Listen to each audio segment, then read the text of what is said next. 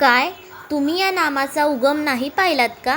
याची कहाणी काय आहे ती देखील नाही पाहिली का? तर चला तर मग आज आपण या व्हिडिओमध्ये पाहूया. अक्कलकोटमध्ये एक श्रीमंत सरकार राहत होता. तो खूप धनवान होता, पण त्याला आपल्या संपत्तीचा फार अभिमान नव्हता. तो गरीब लोकांचा अपमान करायचा. एक दिवस तो स्वामींच्या दर्शनाला गेला. त्याने स्वामींसाठी महागडे वस्त्र, फळे आणि मिठाई देखील आणली होती. त्याला वाटत होतं की स्वामी त्याचे कौतुक करतील. स्वामींनी त्याच्याकडं पाहिलं, मग जवळच खेळणाऱ्या एका गरीब मुलाला बोलावून घेतलं.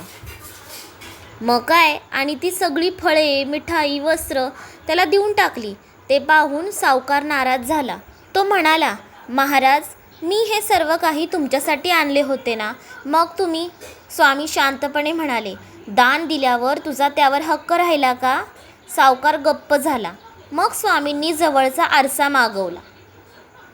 त्यावर धूळ बसली होती.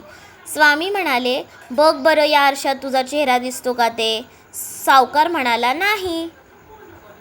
स्वामींनी आरशावरची सगळी धूळ पुसून टाकली आणि आरसा अगदी चमकू लागला.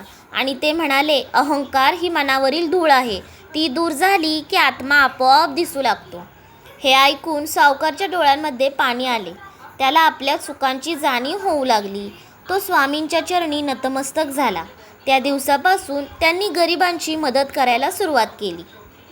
त्याचा स्वभाव बदलला. लोक म्हणू लागले, स्वामींच्या मनावर लोभ, अहंकार आणि लोभाचा कणभरही डाग नाही.